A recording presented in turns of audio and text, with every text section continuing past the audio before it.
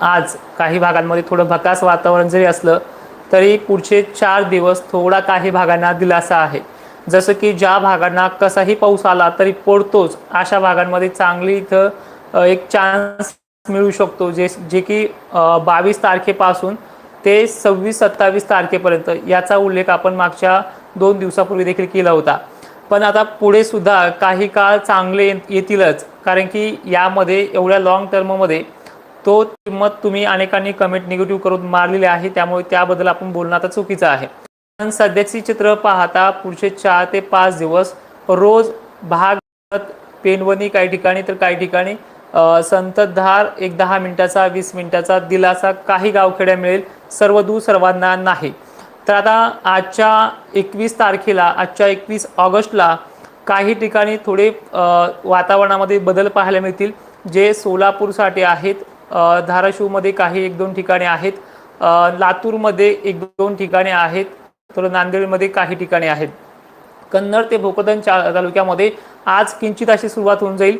जळगाव धुळ्यामध्ये वाऱ्याचा जोर जर कमी राहिला तिथेही सुरू होऊन जाईल आणि नागपूर आणि अकोला, नागपूर ते गोंदिया भंडारा या भागामध्ये ही सुरुवात होण्याची शक्यता आहे। आजच्या दिवस मोठी सिस्टम नाही, पण उद्यापासून म्हणजे 22 ऑगस्ट पासून ते 22, 23, 24, 25, 26 या कालखंडामध्ये काही ना दिलासा आहे। पहिल्या दिवशी काही, दुसऱ्या दिवशी काही आणि तिसऱ्या आणि चौथ्या दिवशी अनेक ठिकाणी अशी 4 दिवसाच्या वातावरणामध्ये काही गावखेड्यांना इथे दिलासा मिळू शकतो। तालुके आणि जिल्हे पाहण्या अगोदर एक सर्वांना सल्ला आहे, पटत असेल तर बघा, नाही तर दुर्लक्ष करा। दुसरी महत्त्वाची गोष्ट आहे, जे माझे व्हिडिओ घेऊन जे चॅनल्सला परवानगी दिली आपण त्यांनी जरा हिशोबाने थंबनेल टाका, अन्यथा तुमच्यावरती सोशल मीडिया अंतर्गत मला कारवाई करावी लागेल। जे माझे व्हिडिओ घेऊन टाकतात थंबनेल जरा हिशोबाने ठेवा, मागचे जुने व्हिडिओ घेऊ नका, तुम्हाला जे ताजे व्हिडिओ आहेत तेच घ्या आणि जे टाकायचं तेच टाका, विनाकारण जे बोललो नाही ते टाकू नका, ठीक आहे। तर उद्याचं 22 तारखेपासून बघूयात आपण। नागपूर जिल्ह्याला बऱ्यापैकी दिलासा आहे, गोंदिया दिलासा आहे, अमरावती बऱ्यापैकी दिलासा आहे। बऱ्यापैकी म्हणजे याच्यामध्ये बरेच भाग सुटू देखील शकतात, पण बारीक सारीक शितोड्याने 4-5 दिवस वातावरण असल्यामुळे काही ना थोडासा दिलासा आणखीन वाढू शकतो, पण ती हिंमत नाही राहिली आता सर्वांनाच याच्यामध्ये काय सांगावं आणि काय नाही। फक्त हा बदल होत आहे आणि हा बदल ह्या 2 दिवसात जे भकास वातावरण झालेलं त्याच्यापेक्षा थोडा बदल चांगला आहे। अकोला, अमरावती, नागपूर, चंद्रपूर, गोंदिया, हिंगणघाट, भंडारा, वर्धा जिल्ह्यामध्ये, किनवटला, नांदेडला, माहूरगडाला, यवतमाळमध्ये काही ठिकाणी, नांदेड परिसरात काही ठिकाणी हा दिलासा असणार आहे। लातूर आणि परभणी, गंगाखेड परिसर, सोनपेठ परिसरात देखील काही गावखेड्यांना थोडा दिलासा आहे। त्यानंतर बीड जिल्ह्यातही काही ठिकठिकाणी हा दिलासा असू शकतो। बीड जिल्ह्यामधले सर्व तालुके सांगितले नाहीत।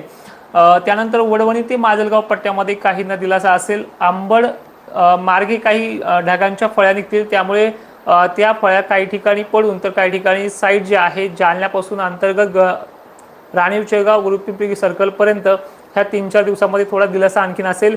यामध्ये पाणीवाडी क्षेत्रापासून राजनीमधले काही पट्टे असतील, परतूरमधले काही पट्टे असतील, म्हणजे जवळपास 22 पासून ते 26-27 पर्यंतचा हा काळ एकदमच सांगतोय, तारखा सांगत नाही याच्यामध्ये।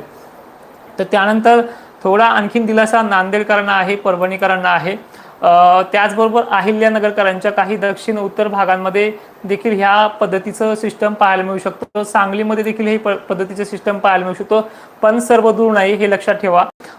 रत्नागिरी, कोकण किनारपट्टी, कोल्हापूर जिल्हा, मुंबईसह अनेक भागांमध्ये कोकणाच्या क्षेत्रामध्ये जोर जास्त आहे, पण तिथनं ज्या पाऊस पडता पडता वाचून आलेल्या ज्या फळ्या असतील त्या थोड्याफार दक्षिण महाराष्ट्राला काही गावखेड्यांना दिलासा देऊ शकतो। त्याच्या कमेंट्स मला नंतर 26-27 ला पाहिजेत।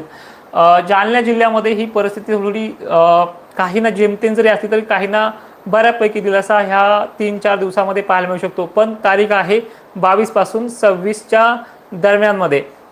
आणि त्यानंतर इकडे जर आपण पाहिलं जालन्याच्या भोकरदन, जाफराबाद, कन्नड, सिल्लोड, देऊळगाव राजा, मेहकर, लोणार परिसरामध्ये, लोणारमध्ये काही भाग असे आहेत कुठून जरी आला तर तिथे पडतोच, तर त्या भागांना देखील ह्यामध्ये दिला। याच्यामध्ये थोडी भाग वेगळे ह्या 3-4 दिवसामध्ये घेण्याची शक्यता आहे। आता मित्रांनो याच्यामध्ये वारे जोराने आहे, त्यामुळे थोडंफार मागे पुढे बदल होऊ शकतो, पण वातावरणामधून हे 4 दिवस थोडे बरे राहतील असा अंदाज याच्यामध्ये वर्तवतो। हे वातावरण आता किती दिवस चालेल असा अनेकांचा प्रश्न राहील, तर हे वातावरण कमीत कमी 22 ऑगस्ट पासून 26 ऑगस्ट पर्यंत राहील। देवाने जर थोडी जरी आपली हाक प्रामाणिकची ऐकली त्याच्यामध्ये भाग वाढण्याची देखील शक्यता आहे। कारणही तसंच आहे की कालच्या 20 ऑगस्टला गरमीची लेवल अनेक भागांमध्ये टेम्परेचर वाढल्यामुळे उन्हाची ती चमक आणि त्यामधून होणारी ह्युमिडिटी या ढगांना थोडासा धारा उतरण्या का होईना पण प्रवृत्त करू शकते। त्यामुळे मराठवाडा विदर्भामध्ये याच्यामध्ये अनेकांना दिलासा राहण्याची शक्यता आहे आणि निव्वळ असे हे कोरडे दिवस नाहीत, हे 4 दिवस सतत धारा उतरत राहतील। आणि त्यानंतर यामध्ये नाशिक क्षेत्रातला काही जसं इगतपुरी असेल काय असेल या भागांना देखील थोडा दिलासा यामध्ये वाढतोय आणि विदर्भ, खानदेश, मराठवाडा यामध्ये थोडा बरा आहे। खानदेश सर्वदूर नाहीये, मराठवाडा सर्वदूर नाही आणि विदर्भ ही सगळ्यांनाच नाहीये, पण मात्र जो पूर्व विदर्भातला भाग आहे ते 60% ते 70% भागांना घेईलच अशी शक्यता दिसते मॉडेलनुसार। नांदेड, लातूरला थोडा यावेळी मागच्या तुलनेमध्ये काही गावखेड्यांना बरा दिलासा राहू शकतो अशी शक्यता आहे। ही 22 ते 23 दरम्यानची कंडिशन होती। आता आपण पुढचा अपडेट बघूयात। महाराष्ट्रामध्ये सध्या पाऊस जो कमी पडतोय किंवा वाऱ्याने तो ढकलला जातो, हे वारे अजून जवळपास 2 सप्टेंबरपर्यंत किंवा 3 सप्टेंबरपर्यंत राहण्याची शक्यता आहे। पण या कालखंडामध्ये जवळपास बघितलं आता ते 26-27 पर्यंत हे वातावरण ढगा आणि शितोड्यांचं जर राहिलं, त्यानंतर थोडे 4-5 दिवस, पण त्यानंतर परत 3 सप्टेंबरच्या आसपास परत एक असं सिस्टम येऊन अनेक शेतांना सुखावेल अशी कंडिशन आहे।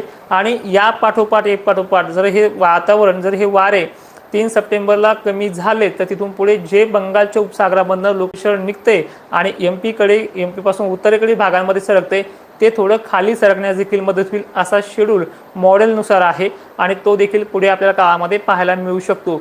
आता निव्वळ सप्टेंबर ऑक्टोबर हे कोरडे जातील का हा फक्त त्यांनी दिलेला अंदाज आहे, गॅरंटी नाहीये। त्यामुळे पुढील काळामध्ये काय होईल हे फक्त देवालाच माहिती आहे। त्यामुळे त्या गोष्टीला एवढंही घाबरून चालणार नाही।